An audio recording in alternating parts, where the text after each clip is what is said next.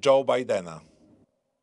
Ladies and gentlemen, please welcome the 46th President of the United States of America, Joe Biden. Freedom, freedom is you. You give me freedom, freedom. You give me freedom. I've been looking for. You give me freedom, freedom. You give me freedom. I've been looking for. You give me freedom, freedom. You give me freedom. I've been looking for. You give me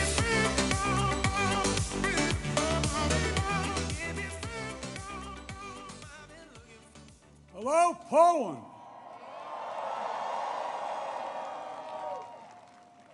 One of our great allies.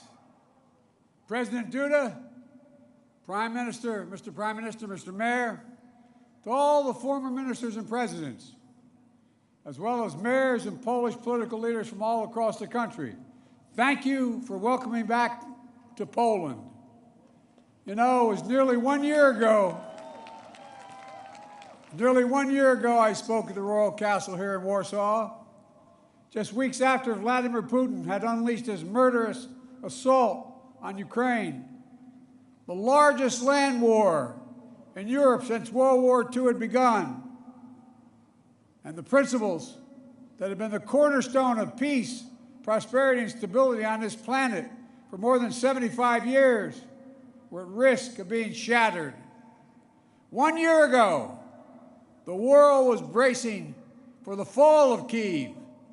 Well, I've just come from a visit to Kyiv, and I can report Kyiv stands strong. Kyiv stands proud. It stands tall. And most important, it stands free. When Russia invaded, it wasn't just Ukraine being tested. The whole world faced a test for the ages. Europe was being tested. America was being tested. NATO was being tested. All democracies are being tested. And the questions we faced were as simple as they were profound. Would we respond, or would we look the other way? Would we be strong, or would we be weak? Would we, all of our allies, would be united or divided? 1 year later, we know the answer. We did respond. We would be strong. We would be united. And the world would not look the other way. We also face fundamental questions about the commitment to the most basic of principles. Would we stand up for the sovereignty of nations? Would we stand up for the right of people to live free from naked aggression? Would we stand up for democracy? 1 year later, we know the answers. Yes, we would stand up for sovereignty, and we did. Yes, we would stand up for the right of people to live free from aggression, and we did. And we would stand up for democracy, and we did. And yesterday, I had the honor to stand with President Zelensky in Kyiv to declare that we will keep standing up for these same things, no matter what.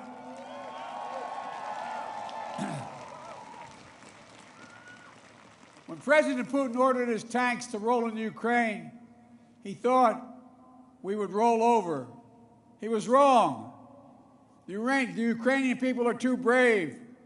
America, Europe, a coalition of nations from the Atlantic to the Pacific, we were too unified. Democracy was too strong. Instead of an easy victory he perceived and predicted, Putin left with burnout tanks and Russia's forces in disarray. He thought he'd get the Finlandization of NATO. Instead, he got the NATOization of Finland and Sweden. He thought NATO would fracture and divide. Instead, NATO is more united and more unified than ever before. He thought he could weaponize energy to crack your resolve, Europe's resolve. Instead, we're working together to end Europe's dependence on Russian fossil fuels. He thought autocrats like himself were tough and leaders of democracy were soft. And then he met the iron will of America and the nations everywhere that refused to accept the world governed by fear and force. He found himself at war with a nation led by a man whose courage would be forged in fire and steel, President Zelensky. President Putin is confronted with something today that he didn't think was possible a year ago. The democracies of the world have grown stronger, not weaker. But the autocrats of the world have grown weaker, not stronger. Because in the moments of great upheaval and uncertainty, that knowing what you stand for is most important. And knowing who stands with you makes all the difference. The people of Poland know that. You know that. In fact, you know it better than anyone here in Poland. Because that's what solidarity means.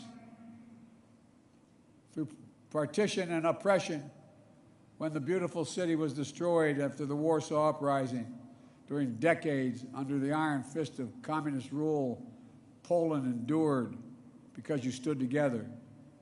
That's how brave leaders of the opposition and the people of Belarus continue to fight for their democracy. That's how the resolve of Moldovan people, the resolve of the people of Moldova to live in freedom, gained them independence and put them on the path to EU membership. President Sandu is here today. I'm not sure where she is, but I'm proud to stand with you and the freedom-loving people of Moldova. Give her a round of applause. 1 year into this war, Putin no longer doubts the strength of our coalition, but he still doubts our conviction. He doubts our staying power. He doubts our continued support for Ukraine. He doubts whether NATO can remain unified. But there should be no doubt. Our support for Ukraine will not waver. NATO will not be divided, and we will not tire.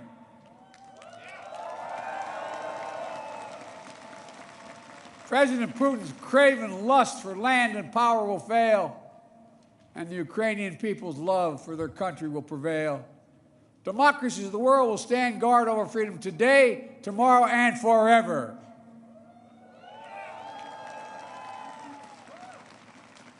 So that's what's at stake here, freedom. That's the message I carried to Kyiv yesterday, directly to the people of Ukraine. When President Zelensky said he came to the United States in December, quote, he said, "This struggle will define the world and what our children and grandchildren, how they live, and then their children and grandchildren." He wasn't only speaking about the children and grandchildren of Ukraine. He was speaking about all of our children and grandchildren, yours and mine. We're seeing again today what the people of Poland and the people across Europe saw for decades. Appetites of the autocrat cannot be appeased. They must be opposed. Autocrats only understand one word: no, no, no. No, you will not take my country. No, you will not take my freedom. No, you will not take my future. And I'll repeat tonight what I said last year in the same place. A dictator bent on rebuilding an empire will never be able to ease the people's love of liberty. Brutality will never grind down the will of the free. And Ukraine will never be a victory for Russia. Never.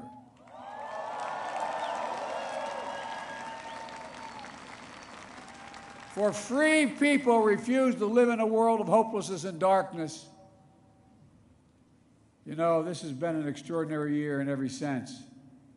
Extraordinary brutality from Russian forces and mercenaries. They've committed depravities, crimes against humanity, without shame or compunction. They've targeted civilians with death and destruction, used rape as a weapon of war, stolen Ukrainian children in an attempt to steal Ukraine's future, bombed train stations, maternity hospitals, schools, and orphanages. No one can turn away their eyes from the atrocities Russia is committing against the Ukrainian people. It's abhorrent. It's abhorrent. But extraordinarily, as well, has been the response of the Ukrainian people and the world. 1 year after the bombs began to fall, Russian tanks rolled into Ukraine. Ukraine is still independent and free.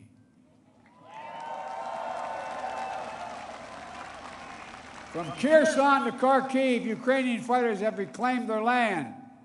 More than 50% of the territory Russia held last year. The blue and the yellow flag of Ukraine proudly waves once again. President Zelensky still leads a democratically elected government that represents the will of the Ukrainian people.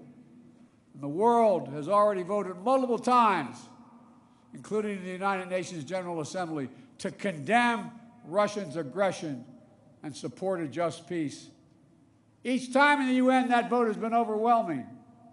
In October, 143 nations of the United Nations condemned Russia's illegal annexation. Only four in the entire UN voted with Russia. 4. So tonight, I speak once more to the people of Russia. The United States and the nations of Europe do not seek to control or destroy Russia. The West was not plotting to attack Russia, as Putin said today. And millions of Russian citizens who only want to live in peace with their neighbors are not the enemy. This war was never a necessity. It's a tragedy. President Putin chose this war. Every day the war continues is his choice. He could end the war with a word. It's simple. If Russia stopped invading Ukraine, it would end the war. If Ukraine stopped defending itself against Russia, it would be the end of Ukraine. That's why together we're making sure Ukraine can defend itself. The United States has assembled a worldwide coalition of more than 50 nations to get critical weapons and supplies to the brave Ukrainian fighters on the front lines. Air defense systems, artillery, ammunition, tanks, armored vehicles. The European Union and its member states have stepped up with unprecedented commitment to Ukraine. Not just in security assistance, but economic and humanitarian refugee assistance and so much more. To all of you here tonight, take a moment, and I'm serious when I say this. Turn around and look at one another. Look at what you've done so far. Poland is hosting more than 1.5 million refugees from this war. God bless you. Poland's generosity, your willingness to open your hearts and your homes is extraordinary. And the American people are united in our resolve as well. All across my country, in big cities and small towns, Ukrainian flags fly from American homes. Over the past year, Democrats and Republicans in our United States Congress have come together to stand for freedom. That's who Americans are, and that's what Americans do. The world is also coming together to address the global fallout from President Putin's war. Putin tried to starve the world, blocking the ports in the Black Sea to stop Ukraine from exporting its grain, exacerbating the global food crisis that hit developing nations in Africa especially hard. Instead, the United States and the G7 and partners around the world answered the call with historic commitments to address the crisis and to bolster global food supplies. And this week, my wife, Jill Biden, is traveling to Africa to help bring attention to this critical issue. Our commitment is to the people of Ukraine and the future of Ukraine, a Ukraine that's free, sovereign, and democratic. That was the dream of those who declared Ukraine's independence more than 30 years ago, who led the Orange Revolution and the Revolution of Dignity, who braved ice and fire in the Maidan, and the Heavenly 100 who died there, and those who continue still to root out Kremlin's efforts to corrupt, coerce, and control. It's a dream for those Ukrainian patriots who fought for years against Russia's aggressions in the Donbass, and the heroes who've given everything, given their lives in the service of their beloved Ukraine. I was honored to visit their memorial in Kyiv yesterday to pay tribute to the sacrifice of those who lost their lives, standing alongside President Zelensky. The United States and our partners stand with Ukraine's teachers, its hospital staff, its emergency responders, the workers in cities across Ukraine are fighting to keep the power on in the face of Russia's cruel bombardment. We stand with the millions of refugees of this war who found a welcome in Europe and the United States, particularly here in Poland. Ordinary people all across Europe did whatever they could to help and continue to do so. Polish businesses, civil society, cultural leaders, including the First Lady of Poland, who is here tonight, have led with the heart and determination, showcasing all that's good about the human spirit. Madam First Lady, we love you. Thank you all.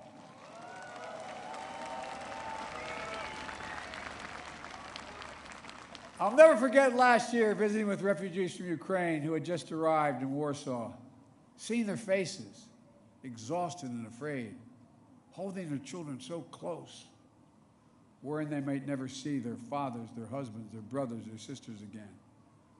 In that darkest moment of their lives, you, the people of Poland, offered them safety and light. You embraced them. You literally embraced them. I watched the looks on their faces. Meanwhile, together we made sure that Russia is paying the price for its abuses. We continue to maintain the largest sanction regime ever imposed in any country in history. And we're going to announce more sanctions this week together with our partners. We'll hold accountable those who are responsible for this war, and we'll seek justice for the war crimes and crimes against humanity continuing to be committed by the Russians. You know, there is much for us to be proud of over all that we have achieved together this past year. But we have to be honest and clear-eyed as we look at the year ahead.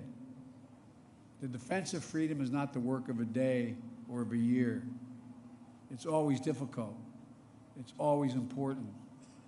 As Ukraine continues to defend itself against the Russian onslaught and launch counteroffensive of its own, there will continue to be hard and very bitter days, victories and tragedies. But Ukraine is steel for the fight ahead. And the United States, together with our allies and partners, are going to continue to have Ukraine's back as it defends itself. Next year, I will host every member of NATO for our 2024 summit in the United States. Together, we'll celebrate the 75th anniversary of the strongest defensive alliance in the history of the world, NATO. And let there be no doubt, the commitment of the United States to our NATO alliance and Article 5 is rock solid. And every member of NATO knows it, and Russia knows it as well. An attack against one is an attack against all. It's a sacred oath. Sacred oath to defend every inch of NATO territory. Over the past year, the United States has come together with our allies and partners in an extraordinary coalition to stand against Russian aggression. But the work in front of us is not just what we're against. It's about what we're for. What kind of world do we want to build? We need to take the strength and capacity of this coalition and apply it to lifting up the lives of people everywhere, improving health, growing prosperity, preserving the planet, building peace and security, treating everyone with dignity and respect. That's our responsibility. The democracies of the world have to deliver it for our people. As we gather tonight, the world, in my view, is at an inflection point. The decisions we make over the next 5 years or so are going to determine and shape our lives for decades to come. That's true for Americans. It's true for the people of the world. And while decisions are ours to make now. The principles and the stakes are eternal. The choice between chaos and stability, between building and destroying, between hope and fear, between democracy that lifts up the human spirit and the brutal hand of the dictator who crushes it, between nothing less than limitation and possibilities, the kind of possibilities that come when people who live not in captivity but in freedom. Freedom. Freedom. There is no sweeter word than freedom. There is no nobler goal than freedom. There's no higher aspiration than freedom. Americans know that, and you know it. And all that we do now must be done so our children and grandchildren will know it as well. Freedom. The enemy of the tyrant and the hope of the brave and the truth of the ages. Freedom. Stand with us. We will stand with you. Let us move forward with faith and conviction and with an abiding commitment to be allies, not of darkness but of light, not of oppression but of liberation, not of captivity but, yes, of freedom. May God bless you all. May God protect our troops. And may God bless the heroes of Ukraine and all those who defend freedom around the world. Thank you, Poland. Thank you, thank you, thank you for what you're doing. God bless you all.